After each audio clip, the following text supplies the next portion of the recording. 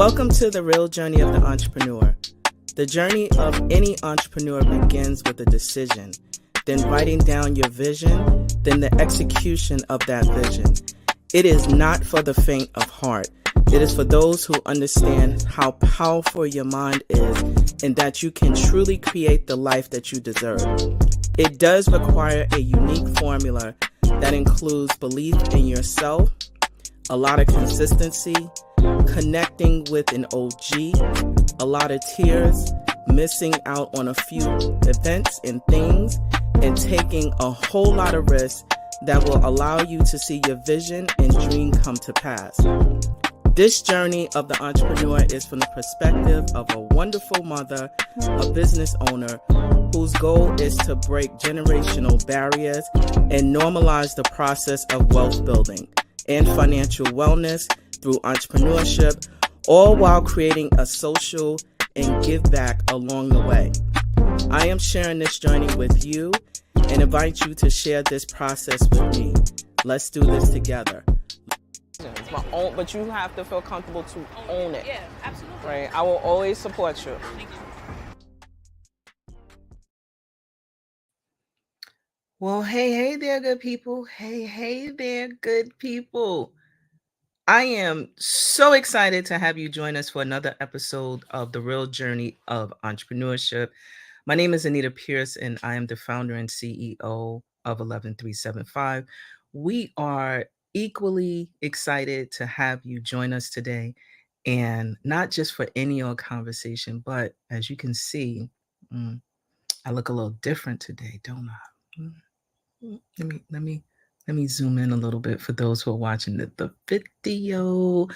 And yes, I have zero headaches, no tension headaches. So I want to actually start the conversation by saying it's important that when you have other entrepreneurs and you're seeing what they do, shout them out, give them some love on social media, do a Google review, because all helps in the ecosystem of entrepreneurship.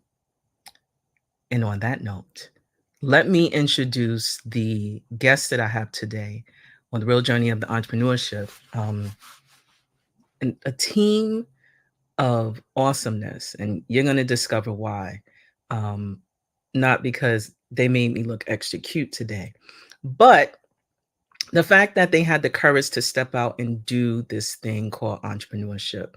Founded in 2019, Vontelle is a force to reckon with in making sure that they satisfy the demand for better fitting eyewear, stylish and better fitting, vibrant, fashion forward eyewear. And I want to just say that it's really awesome because this is something that is beneficial to all, helps us to see better, help us to look good, and also to create a style like no other. But I'm sure you don't want to see more of me. Let's bring on the dynamic duo, Tracy Green and Nancey Harris. Hey, good day to you both. I am super excited to have you here. Welcome to the real journey of the entrepreneurship. I have the two co-founders who are behind this amazing look today. Hello. Hello. We are excited. Thank you for having us. So let's get started, right? So Nancey, Tracy, it is so awesome to have you here and welcome to the show. I really want to unpack, just start by, the obvious. How did you get started, in eyewear? Did you have the knowledge to do this? Where did all this come from? And thank you for making me look amazing today. You look amazing. Yes. I'll start off because I lost a pair of glasses.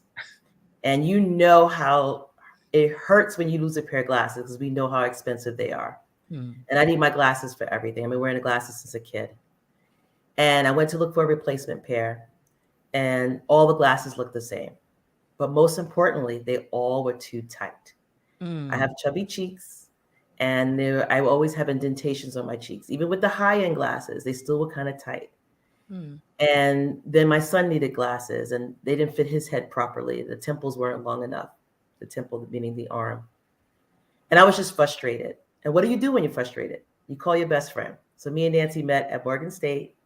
So I would call her about everything. I'm upset about this. He made me mad for that. My boss said this. I lost my glasses. You know, you just complain.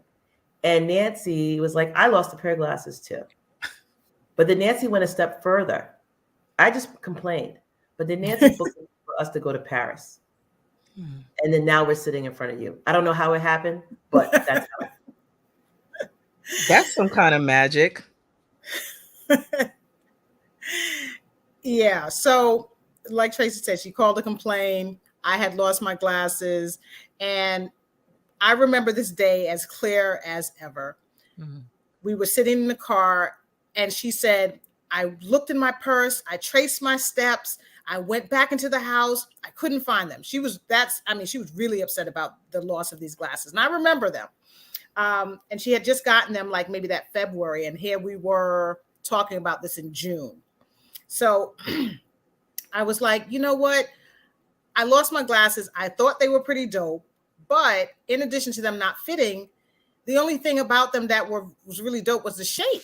And I really liked that shape. And I was like, but what if we do some glasses that had some flair to it, that had some culture? And in the car, we started going online. We were looking on our phones to see glasses that had African print, any type of print. We were looking for African, Latin, Indian, Asian. We were looking for beautiful prints. We came across glasses that had prints, but they were cloth. They had cloth wrapped around them. So you could not put your prescription in the glasses. Now, what are glasses if you can't work with the fashion, the function, and the fit? So now you got glasses that look great, but they still don't fit, and you can't put your prescription in it. So we were like, there's got to be a way to do this. Tracy kept going to work. I had gotten laid off that May from I was working for a foundation. And I was like, well, I don't know that I really want to go back into the workforce at this point. So I had some time. I had some money. So took the time to actually start looking and doing the research behind it. And every time I got something, I would send it to Tracy. She probably thought I was crazy.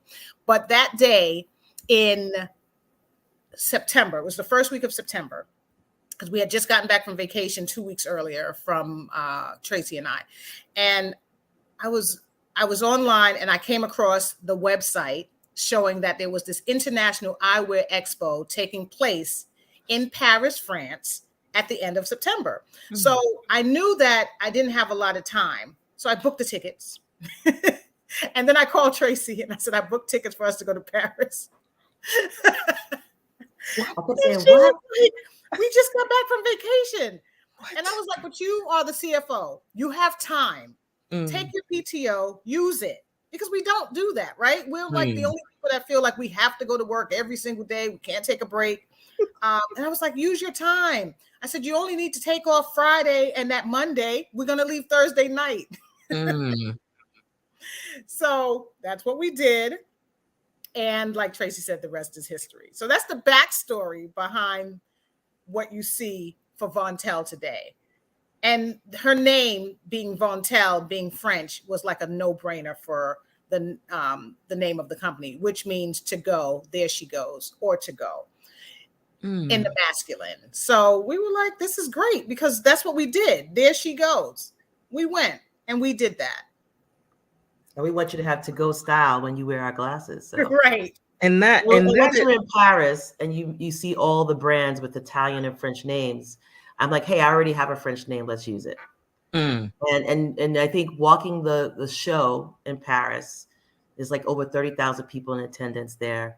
And we didn't see anybody that looked like us that make and design eyewear. And that was our aha moment that, you know, if not us, then who? We have to do this. And we just took it step by step. I think, you know, for all the entrepreneurs out there, and I loved your opening that we saw on your show, that your goal is to kind of help entrepreneurs understand the process. We just did a step at a time. We first booked the trip. Then we met manufacturers. Then we said, well, let's see if we can get designs. Then we got our name trademarked. Like, we did everything step by step. just to see if we can do it. We kept saying, let's see if we can do it. Let's see. And our let's see is, like I said, let us here 4 years. We're now in America's best 900 stores. Can we talk about that? We are going to Yes. talk about that. We are going to talk about that because I think that this is such a beautiful tale of finding a solution to a problem that you didn't really know that we had, but now it's here and you're solving a problem. And so one of the things that I want to talk about at the grassroots level, okay, there we change it. I love the change. I love the change. See, I ain't got to change, but those are dope too. So one of the things that I want to talk about foundationally, right? So, you took this time to start a process, to start something, right? What did money look like? Because a lot of times we don't often want to talk about like, when we're starting, did you have like a whole boatload of money to start this thing? Or was it like what? Did you take money out of just like, what did you do with that? How'd you start that? We took money from savings. So both Tracy and I have been fortunate enough to be in corporate positions where we had savings. In addition to that, Tracy has her own thing going. She has side businesses. I've always had side businesses. So we were able to not have to take out a loan immediately. And that was extremely helpful. We didn't have to go to friends and family to say, hey, can you help us do this? We did everything. We bootstrapped everything on our own. A bit crazy with the way we did it, but we're here today and we've not had to reinvest any of that money. So it's been pretty successful. Yes. Not reinvest any more of our own money, rather. Of our own money, correct. Yes. So, and I think, luckily, if like Nancey said, a lot of things happen at serendipitously, how you say, like things were just happening at the right time. So we went to Paris. I was still working, but then COVID hits, and then the world just changes, right?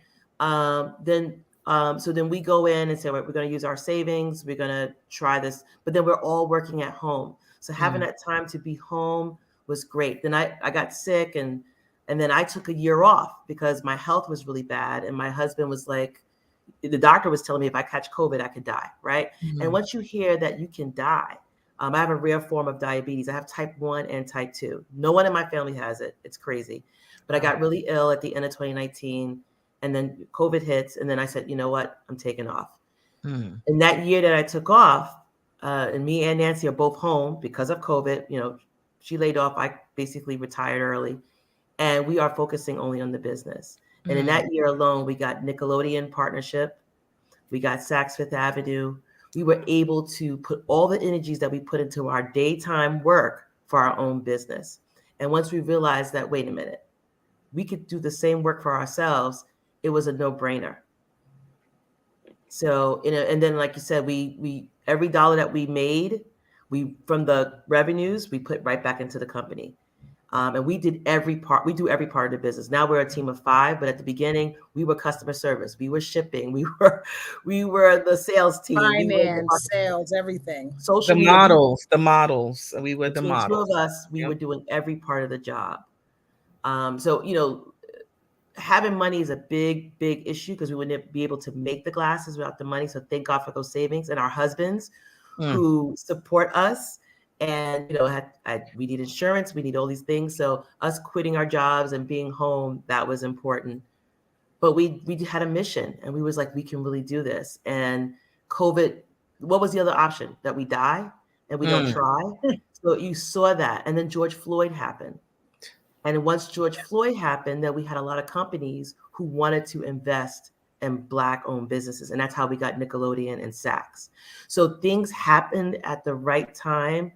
I mean, of course, George Floyd was a horrible incident, but that incident made everybody wake up and say, hey, can we support Black brands? And we were one of the brands that got supported because of that horrible incident. So, met the right people, met some mentors, like you said in your opening. You need an OG to help you. And we did find a great mentor who also wanted to give back. And his eyewear business has been in the business for 75 years. and he took us under his wing, and it started out with one meeting, and then it became a monthly meeting. And that has helped us a lot as well, in terms of how to navigate.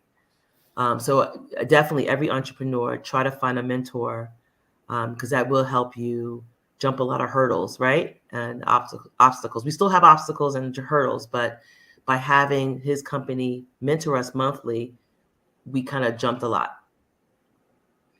So may I follow up with some of the things that you mentioned, Tracy, about mentioned a lot, but I'm going to focus in on trying, right?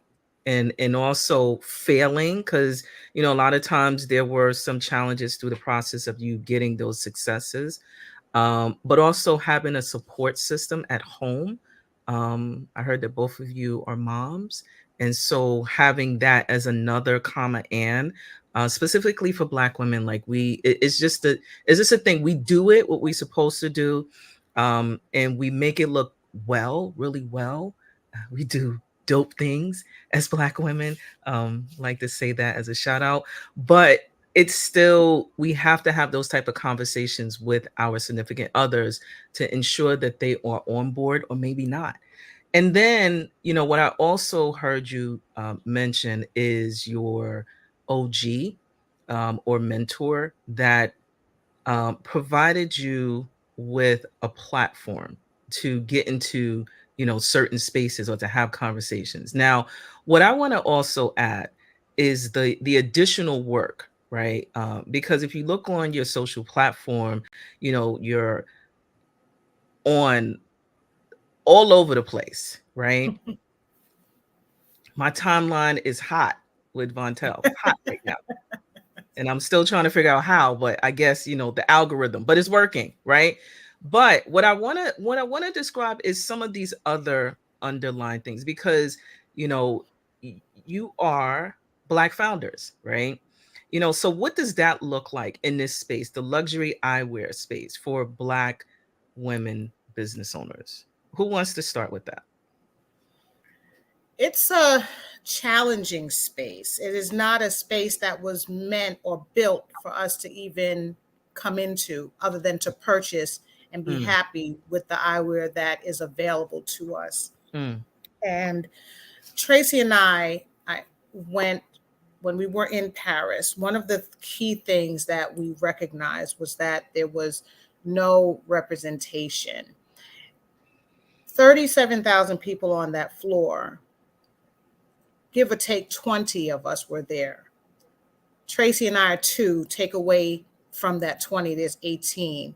Those individuals were there to purchase eyewear, but not to make eyewear. So the average temple, the width of the bridge, the size of the glasses and the lenses, those are all made for people with narrow features, not made for multi-ethnic fit.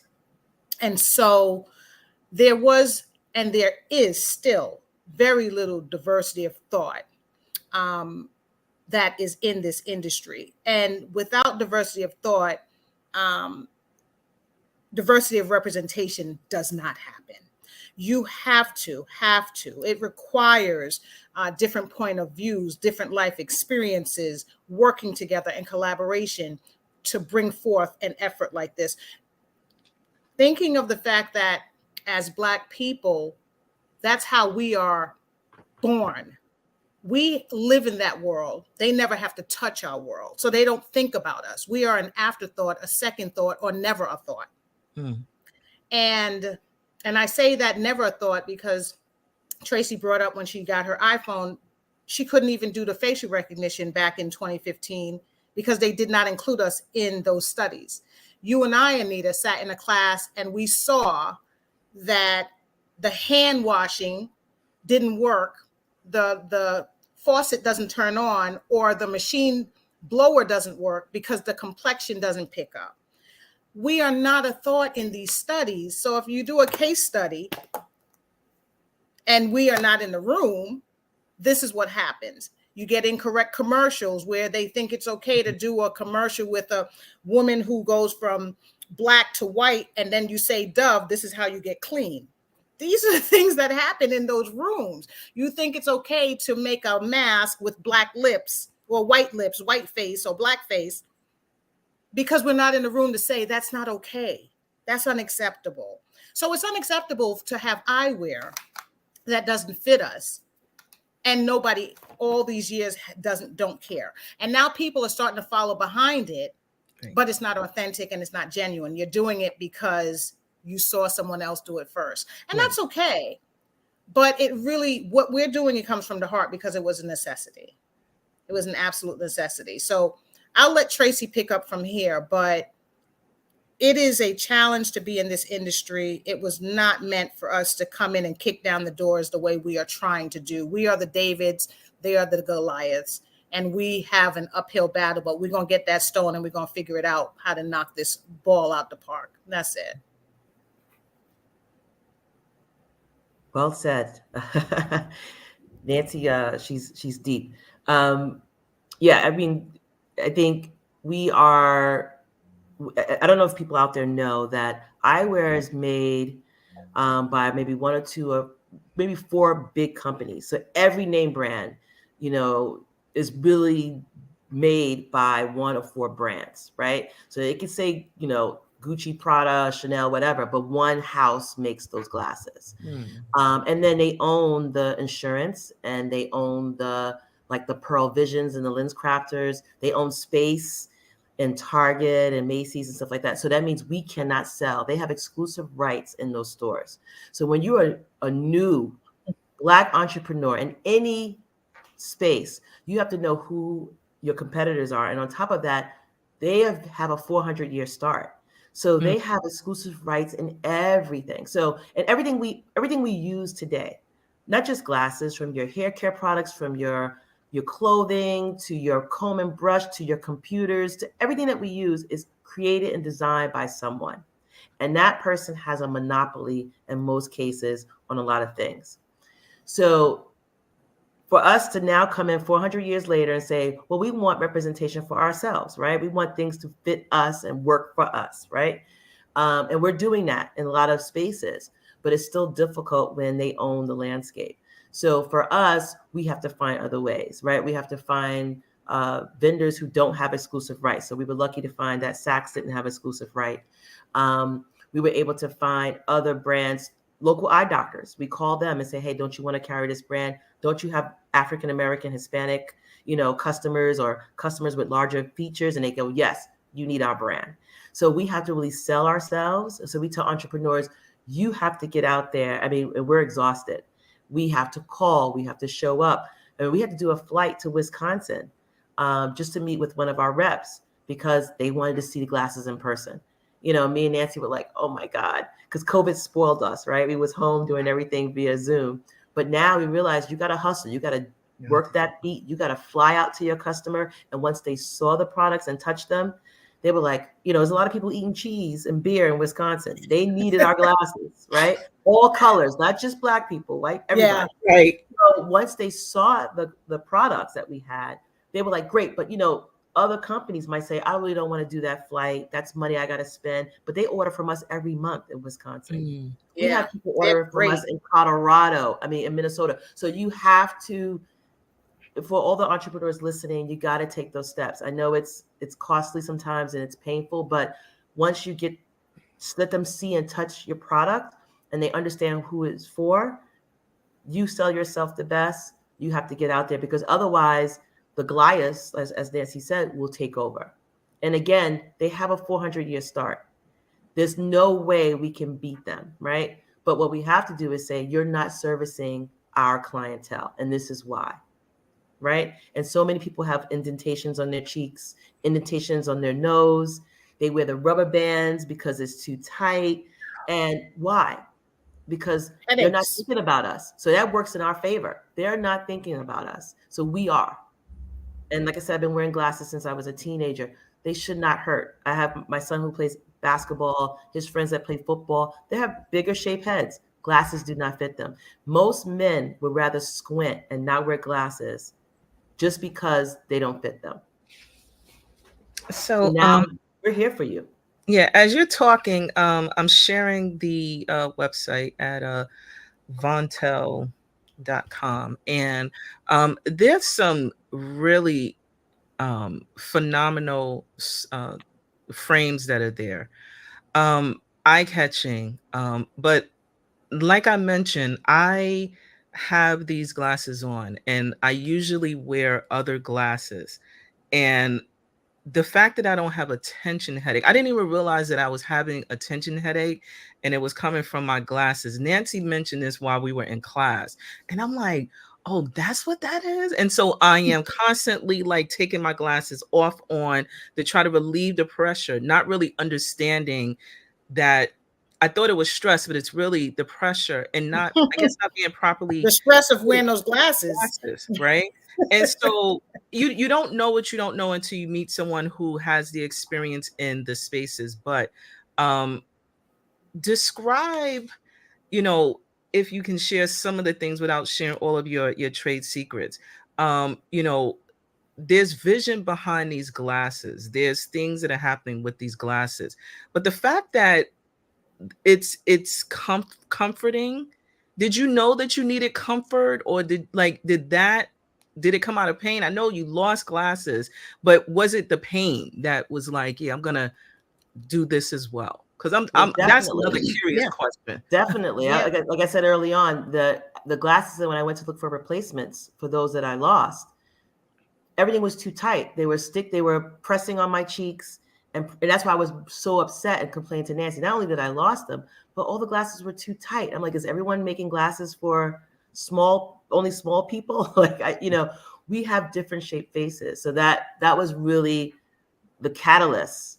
And then like Nancey added, like, well, why can't we make them cultural and beautiful too? So the collaboration of the size and then, like doing beautiful colors. Like we just did a nice collaboration with 50 of Hip Hop, and you can actually see the graffiti on these glasses. I mean, we wanted to represent our culture, and it was important to do both. And to Tracy's point, I looked at my mom because I never realized that the glasses, see, I only need glasses for distance. So I don't wear mine all day. So I would not get headaches because I'd only wear them when I drove or when I needed to see something far, when we're in class, something like that. But then I looked at my mom, who does need them all day. And she has these 2 permanent indentations here in the center of her nose. And there's no cure for that at this point at 80 years old. How do you remove marks that were caused from 40 years of wearing? They're there. They're not going anywhere. I don't care if she uses blemish cream. She can scrub as much as she wants. That is there for the rest of her life. So that really bothered me because when Tracy brought up that point, I was like, oh, wow, didn't realize it, that the glasses were too short. I did realize about the bridge, but again, because I only wore them temporarily, the pinch was, temporary. I was like, okay, yeah, I'm going to take them off shortly, not realizing it. But it bothered me. And I said, wow, we have to make some adjustments here. We have to fix this. And we know that invention comes from necessity. Definitely. And you have to realize that, and now that we're in this business and part of the things that we when we first started, we only wanted to do glasses. And then we gave my mom a pair, and her prescription to put in cost $500 just for the prescription. And I said, our community cannot afford this. This is crazy. And me and Nancey, and I worked in healthcare. So we scoured and we found a lab to do more affordable prescriptions, because that's another reason why you get upset. Not only that you lost your glasses, but you spent so much money on a prescription and then now you lost it. So we're able to do progressives at $110 and single vision at $85. And again, that was important for me because, again, it's a medical necessity. I need my glasses to see. If I take these off, I won't be able to see you. So it's important that we also added the prescription aspect. And again, finding, scouring, trying to find somebody to work with us at affordable prices, so you don't have to mark it up so much that that you're charging someone $500 just for medicine that they need to see in their eyes. That's what it is. It's medicine. They don't treat eyewear and dental the same way they treat every other disease, like diabetes and stuff like that. But we got to work harder to make sure that eyewear is treated the same because it's a medical necessity. Yeah. So we did a lot of work, and to talk about the pitfalls, the first designs that we got, they look horrible. I cried. I said to Nancey, forget it, we're not doing it. Because we know we wanted the patterns on the glasses and we wanted to look a certain way, but and then we had a couple manufacturers. And just for entrepreneurs, don't give up, because we had we started out with 10 manufacturers. Half of them didn't believe us, I think, because we were Black and women. The other ones didn't really understand what we wanted to do, because we were the first ones to really put patterns the way we put our African patterns on glasses. And then when we got down to the top 2 or 3, one was trying to overcharge us. And we was like, that's not the right price. You're overcharging for no reason. So one manufacturer, I mean, we didn't like it. It looked horrible. And Nancey was like, go back, do it again. And by the second round, he got it. But originally I was ready to stop. I didn't even want to keep going. I was like, we can't do it. So it is trial and error. You gotta just keep pushing. Yeah. So let's dig into that, right? We're in New York. Let's talk about this weather that can have like severe impact on our motivation, right? You're in America's Best right now. Congratulations, right? That is not anything to take lightly. And I want to say this. How do you, besides talking to each other, continue to keep the fire going when at the time somebody's, the design isn't working up and Tracy's like, I want to give up. Nancey's like, no, keep going. We're going to make this happen. Like, how do you really manage through that? That's a very, real thing that, you're not making $1 million just because you do, campaigns on social media. Not yet. I mean, unless it's something you're not telling us. Yeah. We're waiting for that formula too. But Tracy sat here. We got those. We opened up the box. We were so excited. And she sees the designs, and we're crazy because I don't know who goes out and says we're going to do 37 designs. We do 37 pairs of glasses. Out of the 37, well, actually, we only got about 4 of the prototypes up front. And one manufacturer made them a little clearer than the other. But he was the higher priced one. And then the third one just was unresponsive. So that's how they fell off, because they just were not responding to us. One week they would, the next they weren't. And we were like, okay, they're already showing us what they're going to do with us as clients. So that one who didn't make them as clear, we got on a call with him. We were on that call at like midnight because of the time difference. And we were like, this is what we need. And I told Tracy, because she had tears in her eyes. Like, I was like, Tracy, it's going to be okay. We're going to make this work. Because to me, I saw the potential. I saw the potential, and the communication was great. He was really trying. And he came back and he sent us the acetate, and he said, these are the ones. And we said, okay, this is the one that you should work with. This is crisp. We like it. Please come back and do that. And he said, give me another 30 days because they're handcrafted. You got to realize that these are not plastic. Our glasses are made with high quality acetate material. So they don't deteriorate. They don't peel, crack, all that stuff. They may get scratched because if you drop them, that's what happens. Okay. But they can be bended to shape to your face, things like that. And he said, I can do it. And I believed that he could do it. And then that second one, like Tracy said, when he sent it back to us, it was on the money. And then we were able to pull the lever and say, go. We had each other, and Tracy's she doesn't give up that easily, but she was mad. And so she needed to sleep on it. And so after the conversation with the manufacturer, I believe she felt better. My husband, he was in on this from day one. And when he saw even the ones that didn't look that great, he was like, you know what? These are going to be dope when you guys get this done right. He was gung-ho because we took from his collection. He had like 40 pair of glasses that were all designers from, I'm not going to go into all the name brands, but all the top name brands that you can think of. He had the cases, he had everything, the cleaning cloth. So we knew what presentation should look like. And we wanted that presentation to even up the ante on that. Right. So we had people around us, including Tracy's husband, who all rallied behind this idea of what we were going to do. So her tears just for that moment were temporary. I've been with Tracy for over 30 years as friends. I know how she is.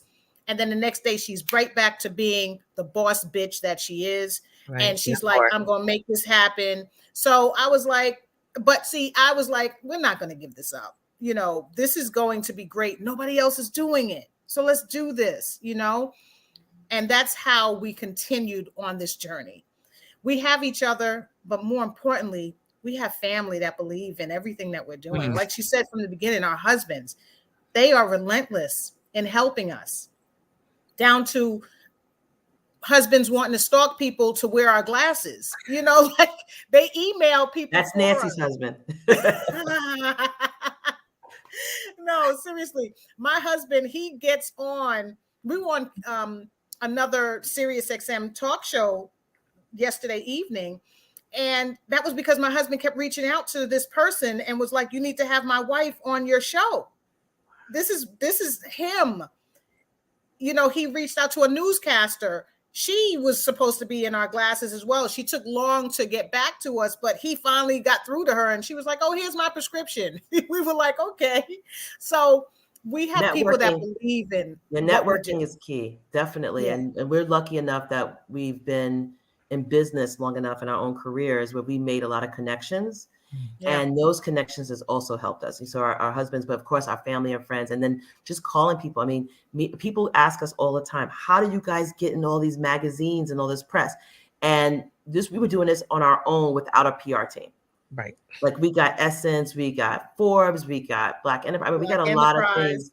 And basically we just call people we know, like, hey, we're doing this. Can you help us? And people are like, you know what? This is different. Let me see what I can do. Everybody would try their best to help us. And that's, again, a testament to our relationships with these people, even before this happened.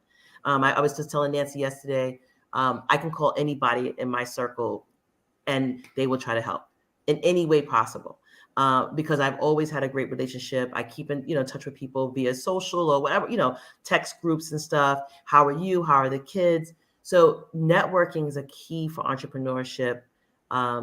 It's helping you get to the next level because everyone knows somebody who knows somebody. We're all 6 degrees of separation, right? We know Anita because Nancey knows Anita, right? So we can say, Anita, we need to be on a podcast, right? So somebody always knows someone. And then what happens is you just, great relationships, great feedback. You assist them if they need help and vice versa. And I think you have to remember that because, we all have a network of people who work for different places. And we just say, hey, can you just post a picture in the glasses? Can you get these to this person? I mean, we have a pair of glasses that when you watch Abbott Elementary next week, the principal Ava will be wearing these glasses, Sahara Addicts. And again, that's through a network. So you have to say, hey, you know someone who works on the show. We need to get our glasses on that show. February 7th, these will be on Abbott Elementary. So I have a couple of follow-up questions about the power of the ask in your network, right? So something that you said, Tracy, that, you could pick up the phone and you could pretty much call folks within your network. So I'm going to ask you a question. What does that look like if you haven't talked to someone in like 5 years? Like physically, literally talk to someone and you're like, you have to think through or make a list of those that or you forgot about, not necessarily forgot about, but just haven't been as active. Like, what does that conversation look like? Like, hey, I haven't, seen someone since like high school, but you're connected to them on social media as an example. Bingo. So that's the key. So I think, before the business, I would post maybe once every month or once every quarter. I never post myself, but I would, like all my friends and people I haven't seen and talked to. So I was always hey girl, congrats. So this looks Right. great. Happy birthday. Facebook does a great job at telling you when everybody's birthday is, right? Thank So God. I don't Yep. have to physically talk to you, but I was engaging with you in theory through the social media, right? So that call goes, if I'm going to text them or Facebook them or DM them or whatever the terminology, hey girl, hey guy, I need your help. And I know you can help me. Please let me know. Do you want to do a call or should I text you? Immediately, what do you need? Anything you need, let me know. Call me here or email me here. And I would just send the email saying, this is because people always want to help. And when you ask someone for their help and you give them props, hey, I know you're the guru. You're my man. You're my girl. I know you know these people. How can you help me? I need help. And that's how it goes. And I just start with that. And again, my relationship with these people was I'm always bubbly and fun and I'm always good, right? So I never was a negative person ever, really. So I always had a great relationship. You know, you'll be my best friend forever. And then I'll email you one day, like, Anita, I need help. You're the best. I know you know these people. That makes you feel good and people want to help. And then before you know it, they're like, I got you. And you know what? That does it. work. That's what it does. You gotta make I was like, people think about it. I'm feel like, good. yeah, it does. It does. It works. does. And it doesn't Yeah. have to be you talk to them every day. It can be 5 years. You know, you ask about their kids. I see, oh my God, your kids are growing so big. They look great. I need your help. And, you know, but it works vice versa. I mean, I have people reach out to me all the time for jobs, for things. Hey, my daughter's looking, she just graduated. I got you. You know, I'll send it to my network. Don't worry about it. So it works both ways, right? You can't not be there for people when they ask for help because you know one day you're going to need help. It's pay it forward. It might not be the exact same person, but you need to be reciprocating all the time. And I do that 24/7. I take even if it takes 5 minutes, I will say, hey, text me. I'll reach out to my friends. I don't know what's going to happen, but I'll try to help. And that's all you want. And I think when you do that, people do it for you. It just works. Wow. So it also helps to be genuine, which we both are. Because, you know, if you're an opportunistic person, those things won't work because they'll see right through it. And I think that's key. So in other words, entrepreneurs, don't be selfish. Don't be selfish. Do Be not. willing to provide, you know, and just think about long-term relationship. Unless you're selling your business the next day, just think about what it looks like in the long term for you. You never know when you will need or when you'll be needed in this space, specifically in business. It is so different when you work for yourself and you're creating something. It is so different. I think I spend probably about, well, after our class, Nancey, at least 2 hours a day, you know, either doing emails or doing some sort of 15-minute virtual meeting or in person when I can, because those relationships and keep maintaining them is really critical. You don't really understand until I understand it, but you understand it more when as you're in business with yourself. So, I do want to say this for the holidays, Father's Day, Mother's Day, Christmas, birthdays.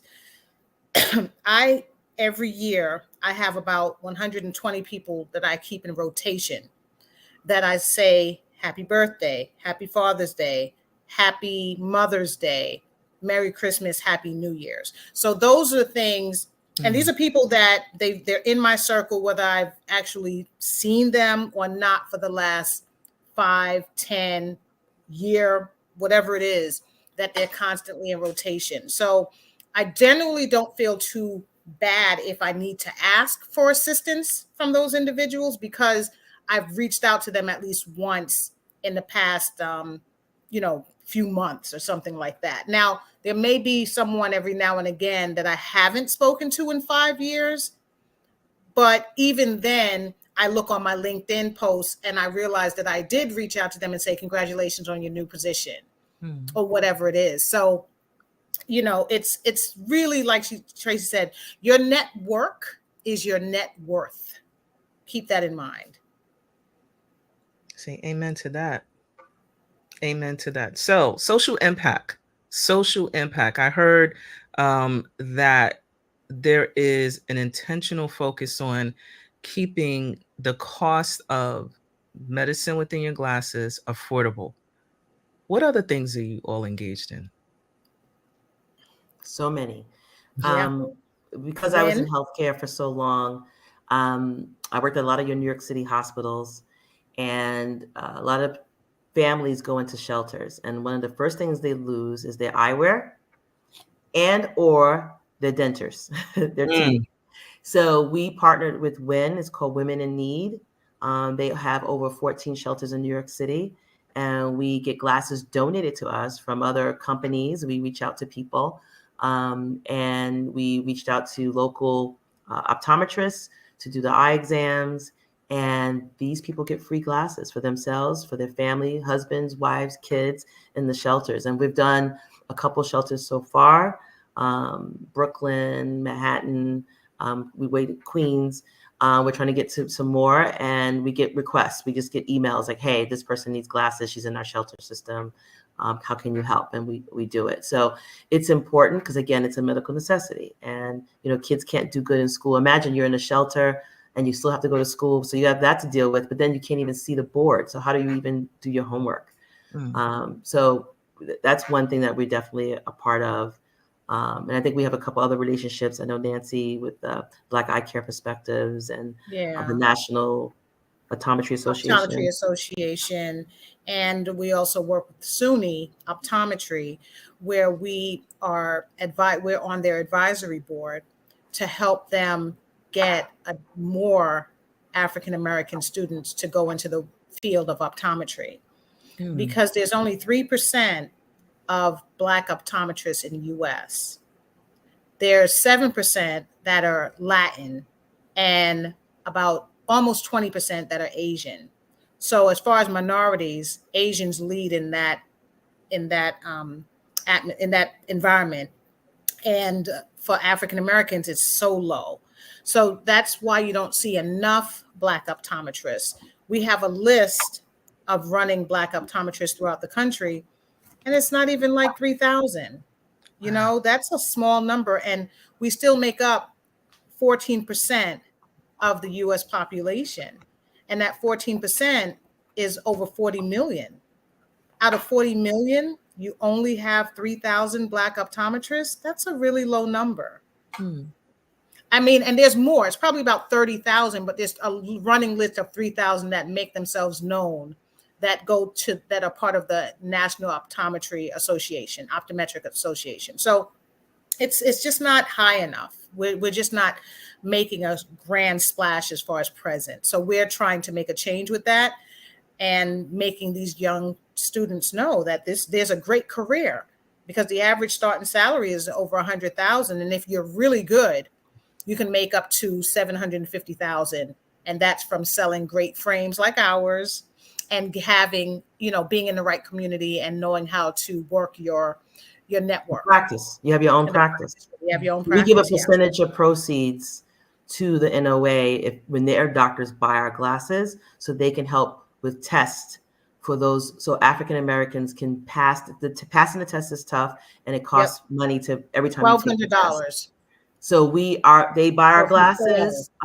We give a percentage of the proceeds back to them, and they use that money to fund the test price for those African Americans who need money to take the test to become optometrists. Yeah. So and we've been linking them with HBCUs. We went to Morgan State. So we have SUNY working with Morgan State first, and then hopefully we'll add on more HBCUs. And if you have a math or science or, degree that you're taking, you can actually become an optometrist. But if you don't see it, you can't be it, right? Yeah. So we don't know that this is an opportunity. Even in the colleges, we didn't have an optometry class when we was in college, right? Maybe we would have became optometrists. So it's just letting those people who are majoring in those science fields, engineering, math, science, that this is another opportunity where you can make you can have your own practice. And we need more people who look like us who are optometrists. Yeah. Wow. Okay, beautiful people. That's our social impact. That's it. Wow. So I don't want to let you go. right? But I know that because I feel like right now I'm on my living room couch and we're just having just a healthy conversation about business and also fashion, right? Let's talk about that. And also, really figuring out how to make impact, as business owners. But before we depart in this space, tips, right? Just tips. Like, first thing I'm thinking of, where can we find you? That's easy. I can do that. Vontelle.com. That's easy for me. The second thing is, like, what are some of the realistic tips, right? So you're both in business. You work as partners.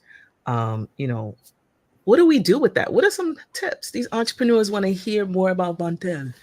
Come on. Do tell. Yeah. Always learn.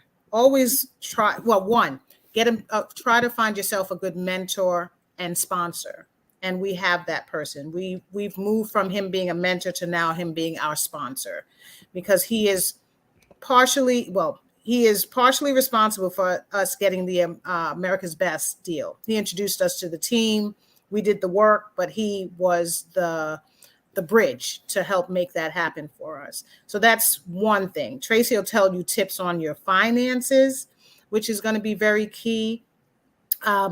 We already said, make sure that you network, make sure that you're out there, join chambers of commerce, try to, get out there as far as resources and joining different accelerators. Even if they're not giving you money, you should apply for the grants. But even if they're not giving you money and they align with what it is that your goals and vision are, become a part of that, because that group is going to become your resource. So that things that you don't understand in business, there's always someone in there that has been through it that can help you get through that. So those are really key. Networking, finding a mentor / sponsor. And now I'll turn it over to Tracy, who's going to give you some other key tips. Tracy. So I'm always going to say you got to get an attorney. I know it's expensive, but you don't want to sign the wrong deal, because that can take your business out. You can, all that hard work can go in a poof. So I would say first, get yourself an attorney, a really good attorney.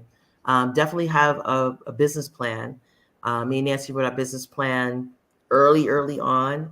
We had our financials together. We did all our research. Do your research. How much does it cost? What's the cost? What's the manufacturer cost? What's the shipping cost? It's so many things that you have to put in your business plan. So you want to make sure you lay that out.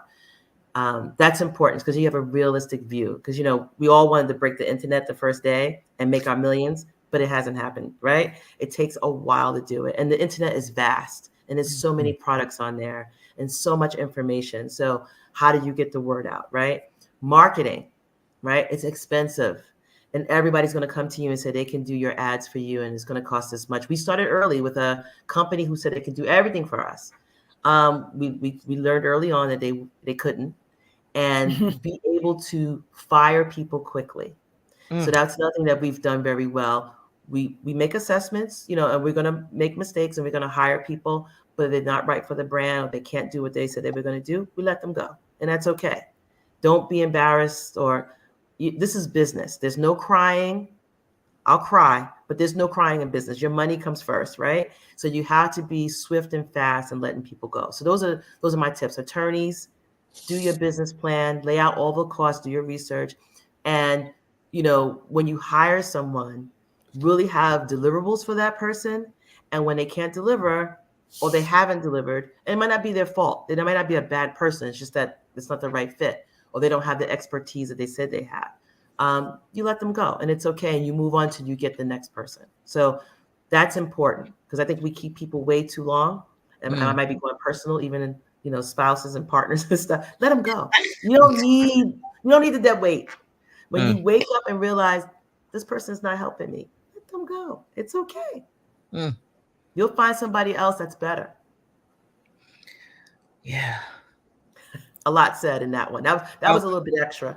It was perfect. Follow the GPS, because usually it doesn't take you to the wrong place. So as we are done with this conversation, but not far from my heart, I want to say a super grateful thank you for you taking time out of your schedule to support another entrepreneur. This is, something that I really appreciate, learning from, your gifts and your talents and also the challenges that you have. It's really a learning experience. And when you can close the gap by you sharing your story, your woes, your positive wins, it helps us all. And for those who are watching this on video format, you should check it out on YouTube when it's posted. You will notice that Tracy and Nancey were changing in a number of their glasses. And I tell you, seeing them in person is you get really exciting. I saw the 50th year. Is that a part of the 50th? Yep. Yes, Oh that's yeah. 50. It says See? hip hop on the side. How Oh dope my is goodness. Let me put that up. Vontelle.com. Vontelle.com. that? These say hip hop on the side. How dope is Yeah, that? they're beautiful glasses. See, They're absolutely stunning. And you can And we tweak should them. note, You can do right, anything you you could want put with them. whatever prescription you want in them. We, like Tracy said earlier, we do single vision, we do progressives, we do blue Readers. light readers. So just definitely come and check them out. And we're very reasonable, very reasonable. They are. And so before I Oh, let and you we take FSA and HSA. Sorry. FS, FSA and and HSA. okay, awesome. That's flexible spending. And don't A leave lot it of on the companies. table. A lot of Yes. companies have it. Don't leave it on the table, especially Don't when leave Yeah. it on the table. You don't use it, you lose it. That's right. See, look at this. So get the video, look us up on YouTube, and you'll see what I'm talking about. They are really, but also check out Vontelle.com. But as we wrap up the show, I got these are one words. And I feel like I'm gonna bring it back home. Because we from New York. I'm from New York. But what's your favorite borough? Brooklyn. I'm gonna say Queens. Wow. I mean, Wow. I was born in Harlem, but I grew up in Queens. I love Queens. Okay. Queens in Brooklyn. We back in the building, but Brooklyn is back. What do you do for self-care as a human? I can't even say as a business owner, as a human. What do you do for self-care? I work out. I used to work out frequently. I have not in the last year, and it shows. So I'm going back to my regimen of working out. I said I was going to start that on Monday consistently. That's fair. Pizza or burgers? Pizza. I love pizza. I can't eat it now. I have diabetes, but I will sniff it really hard. Okay. Nancey? For me, I would go with a turkey burger. That's fair. That's fair. Turkey burger. Do you have a preference of heels or sneakers? Sneakers. Wait a minute. Wait. That was perfect. And unexpectedly beautiful. Sneakers. Yeah, we're not doing those heels no more. Yeah. Pandemic messed that up. No. Well, I bring them out every now and then, but it doesn't work. So we are wearing fashionably beautiful flats. Yeah. And my kid is in the heels though. Mm-hmm. Yeah. Mm-hmm. Yep. In 3 years, Vontelle, what would it look like for both you, Tracy, and Nancey? What would it look like for you? $1 million company. Multi-million-dollar company with retail chains. And other accessories, bags, perfume. I think Vontelle can be a big brand. I think we can do anything we want to do. We believe and know that it will do big things. Because I'm going to speak that into fruition. I'm not going to think it, but I'm going to know it. And I receive that and going to support it and going to share it and going to love on it because, look at this. Vontelle, y'all, Vontelle in the building, Tracy, Nancey. I am super happy to have you both join us and want to just share these fabulous tips. Always learn, have a good mentor and a sponsor. Networking is important. Join a business accelerator bus, how I met Nancey.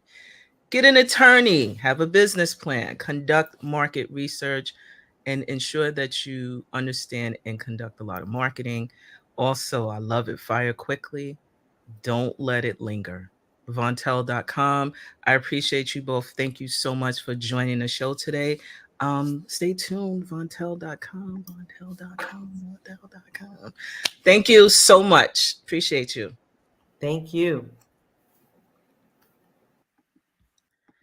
And so there you have it, friends. I'm going to, for those who are watching this in video, I am going to share this specific website, Vontelle.com. And I want to just tell you that it is, again, equally important when you see members of the entrepreneurial group doing something, doing great things. Know that you can just support them, share, shout out, do Google, whatever you need to do to help to support, just like we do other brands and we spend in other spaces. So support is equally critical. So I want to also, Nancey mentioned about chambers of commerce. There are so many chambers, upstate, downstate, Queens, Brooklyn, Manhattan and Brooklyn, Hispanic Chamber, upstate New York Black Chamber, U.S. Black Chamber at the national level. Please, consider as you are thinking about ways to connect and network with folks. The online process is equally important, but definitely thinking through what that could look like for your next level of success. And so, yes, please do not hesitate to reach out to us. We are at 11375.com. If you need to reach out to us, our information is scrolling. We are on the social platforms at 11375.com. We'd love to have you like, share, follow us, or reach out to us for some of our services. And guess what, folks? That is it for today. Thank you so much for joining The Real Journey of Entrepreneurship. My name is Anita Pierce, signing out. Bye-bye.